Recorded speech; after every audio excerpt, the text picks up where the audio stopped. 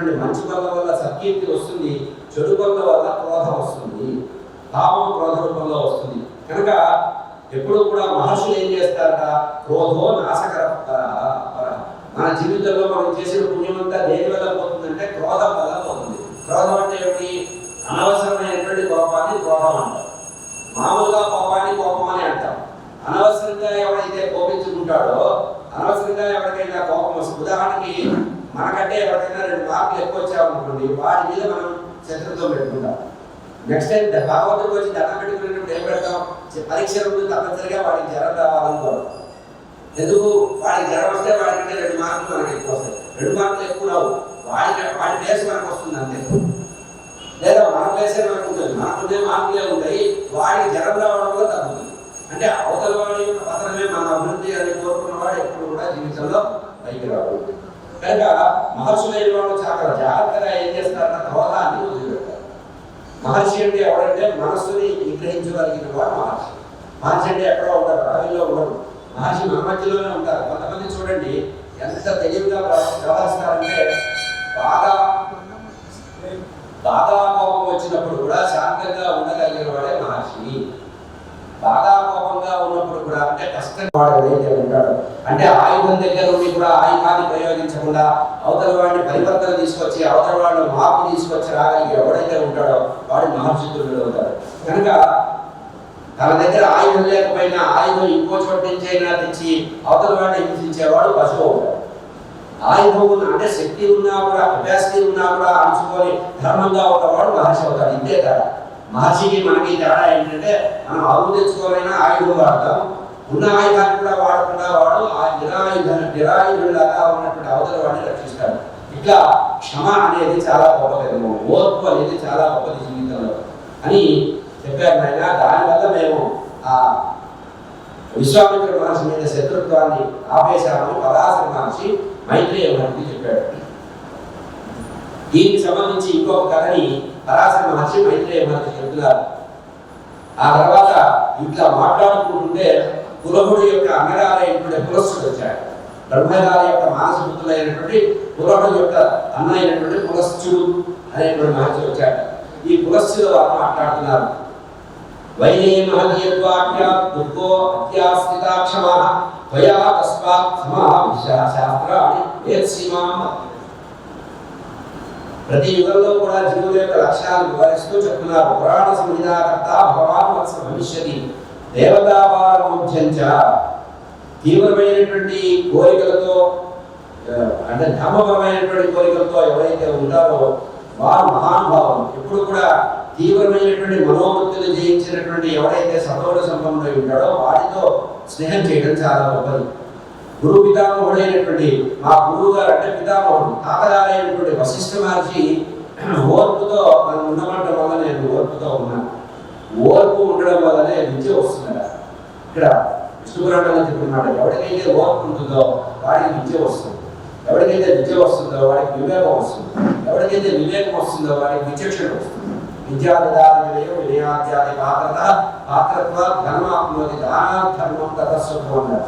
ఇదంతా ఇంటర్లింక్డ్ అన్నమాట, ఒకదాని నుంచి ఒకటి వస్తుందని చెప్పండి. విధేయత ఉంటే సర్వశాస్త్రాలు తెలుస్తాయి.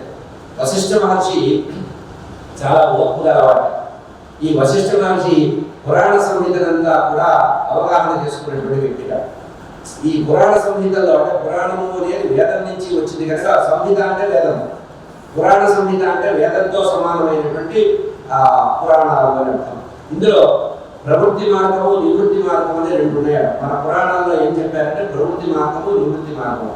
ప్రవృత్తి అంటే మనం బతకడానికి సంబంధించిన కార్యక్రమాలు, దీన్ని ప్రవృత్తి అంటారు. అంటే అటువంటి కర్మ మార్గం బట్టి యజ్ఞయాగాది క్రతువులు చేయడం, దానం చేయడం, ధర్మం చేయడం, సత్యవాక్ పరిపాలన చేయడం, జీవన వ్యవహారం. ఇది ఈ లోకంలో ఉండేటువంటి సుఖాల కోసం చేసేది ప్రవృత్తి మార్గం అంటారు. ఇక నివృత్తి మార్గం అంటే జ్ఞాన మార్గం. జ్ఞాని కూడా యజ్ఞయాగాది క్రతువులు చేయడం, పరమాత్మని అనుష్ఠానం చేస్తూ పరమాత్మ గురించి ఆలోచిస్తుంటాడు. కనుక ఈ వేదాలలో లేదా పురాణంలో చెప్పబడింది ఏంటంటే ఇదపూర్వం వశిష్ఠేన ఉదాహరణంగా చెప్తున్నారు. పురాణ సంహితాస్య నిబోధ యథాతథం.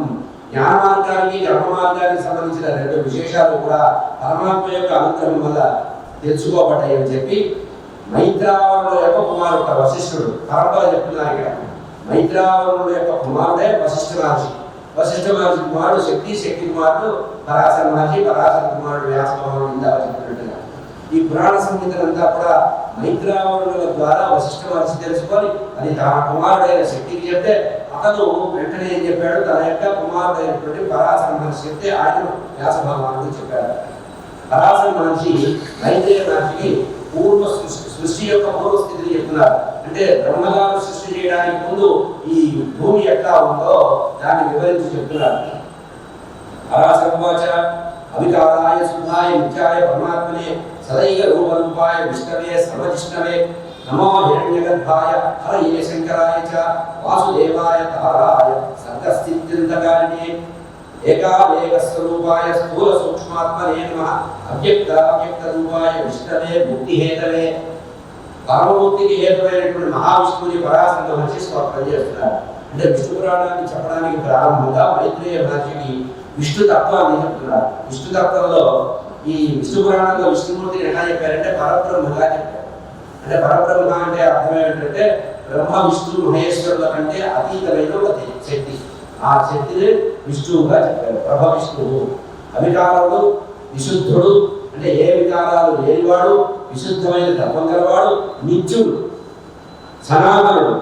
అటువంటి పరమాత్మ సదైక రూపరూపాయ విష్ణవే సర్వజిష్ణవే నమో హిరణ్యగర్భాయ.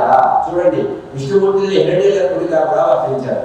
అంటే ఆయనే బ్రహ్మ, ఆయనే విష్ణువు, ఆయనే పరమేశ్వరుడు.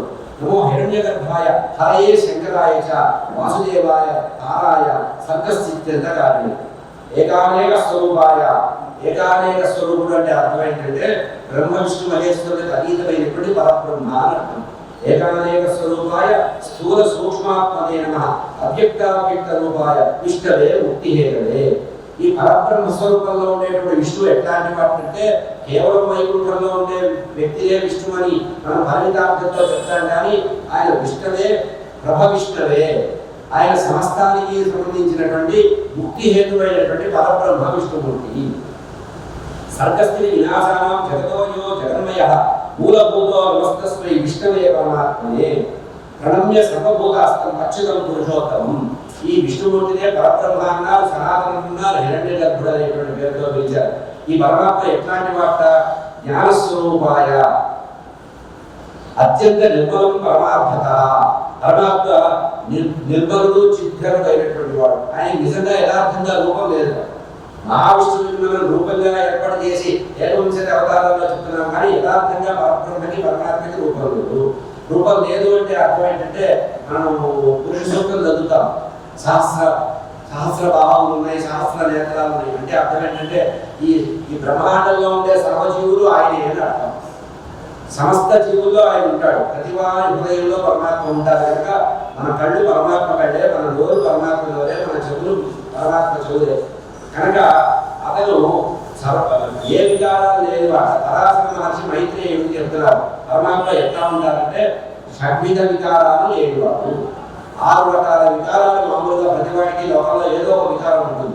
అట్లా ఈ 6 రకాల వికారాలు లేనివాడు, షడ్విధ వికారాలు లేనివాడు పరమాత్మ. ఏమిటా షడ్విధ వికారాలు అంటే ఉనికి, అంటే ఒకప్పుడు ఉండడం, ఒకటి ఉండకపోవడం అనేది పరమాత్మ లేదు. సర్వకాల సర్వావస్థలో పరమాత్మ సనాతనుడిగా ఉంటాడు. కనుక పరమాత్మకి ఉనికి అనేది లేదు.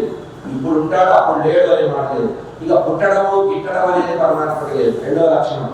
పెరగడము లేదు, వృద్ధి అవడం. ఇప్పుడు పెరిగాడంటే అప్పుడు తగ్గాడంటే లేదు. అట్లాగే పరిణమించడం, మార్పు చెందడం కూడా లేదు. సనాతనుడు మార్పు చెందడం, అట్లాగే నశించడం లేదు. ఇట్లా మనకి మామూలుగా శబ్ద వికారాలు చెప్పారు. ఉనికి అంటే ఉనికి, పుట్టడం, పెరగడం, తరగడం, పరిణమించడం, నశించడం అనేటువంటి 6 రకాల వికృతం. అంటే జీవుల్లో ఉండే ఈ 6 రకాల వికారాలు ఏవైతే ఉన్నాయో ఆ షడ్విధ వికారాలు లేనివాడే పరబ్రహ్మ అని చెప్పాలి. అంటే ఏ లోపం లేనివాడు అని చెప్పి మనం పరిమితంగా అది కూడా తప్పే. ఏ లోపం లేనివాడు అనడం కూడా తప్పే. ఎందుకంటే పరమాత్మ లోపాలన్నింటికి కూడా అతీతుడు. మనలో కార్యకారణ సంబంధాలు కలిగించే పరమాత్మ అన్నిటికీ అతీతంగా ఉంటాడు. కనుక ఆ పరమాత్మ ఎవరన్నారట? వేదం ఏం చెప్పిందంటే పరమాత్మని పరబ్రహ్మైనటువంటి విష్ణుమూర్తిని వేదం ఏం చెప్పిందంటే హిరణ్య గర్భాయ అని చెప్పింది. మామూలుగా లోకంలో మనం ఏమనుకుంటాం? హిరణ్య గర్భుడు అంటే బ్రహ్మ అనుకుంటాం. కానీ వేదం చెప్పినటువంటి హిరణ్య గర్భుడు ఎవరంటే పరబ్రహ్మ, నారాయణమూర్తి. ఆ పరమాత్మ హిరణ్యగర్భుడైనటువంటి వాడు సృష్టి చేసే సమయంలో బ్రహ్మగా ఉంటాడు, వ్యవహారం చేసే సమయంలో కేవలం విష్ణువుగా ఉంటాడు, సంహారం చేసే సమయంలో కేవలం శంకరుడుగా ఉంటాడు. ఇక్కడ చిన్న భేదం ఉంది, తెలుసుకోవాలి. అసలు పరబ్రహ్మ బ్రహ్మ విష్ణువు అయినటువంటి మహావిష్ణువు ఆదినారాయణమూర్తి. ఆ ఆదినారాయణమూర్తి నుంచి సృష్టి చేసే సమయంలో ఆయన బ్రహ్మ అని పిలువబడతారు. అంటే అర్థం ఏంటంటే, బాగా అర్థం చేసుకోవాలంటే, మనం ఇంట్లో ఉన్నప్పుడు ఏమవుతాం? ఒక తండ్రికి కొడుకు అవుతాం, ఒక అన్నకి తమ్ముడు అవుతాం, ఒక భార్యకి భర్త అవుతాం, ఒక తల్లికి కొడుకులు అవుతాం, ఒక స్త్రీకి భర్త అవుతాం. అట్లా బాంధవ్యాలు ఉంటాయి ఇంట్లో ఉన్నప్పుడు. ఇంటి నుంచి బయటికి వెళ్ళి ఆఫీస్లో కూర్చున్నాం అనుకోండి, మనం కలెక్టర్ ఉద్యోగం చేస్తుంటే కలెక్టర్ అవుతాం, తహసీల్దార్ అయితే తహసీల్దార్ అవుతాం, లేదా బిల్ కలెక్టర్ అయితే బిల్ కలెక్టర్ అవుతాం. అంటే ఇంట్లో ఉండేటప్పుడు మనం ఉండే రూపం వేరు, మన వ్యవహారం వేరు. బయటికి వెళ్ళేటప్పటికి ఏమవుతుంది? మనకు ఒక ఉపాధి వచ్చింది, ఒక పోస్టులో మనం ఉంటున్నాం. ఆ పోస్టే బ్రహ్మ విష్ణువు మహేశ్వరుడు. ఈ ఆదినారాయణ పరబ్రహ్మదేవతలు అంటే వీళ్ళందరికంటే ఆదిత్యులు. కనుక మనం నానా రూపభేదాలతో ఎట్లయితే కనబడుతున్నామో సృష్టి స్థితి లయాల్లో పరమాత్మ పడతా ఉంటున్నారు. కనుక ఈ సృష్టి చేసే సమయంలో బ్రహ్మగా, వ్యవహారం చేసే సమయంలో హరిగా, విశ్వవ్యాపకుడిగా, ఆ లయం చేసే సమయంలో శంకరుడుగా ఉన్నారు. ఆయన ఎవరు? వాసుదేవ. విష్ణు వశిష్ఠు విశ్వస్య స్థితౌ సర్గే రథాప్రభం ప్రణమ్య జగతామీశం అజమక్షయం అను అవ్యయం.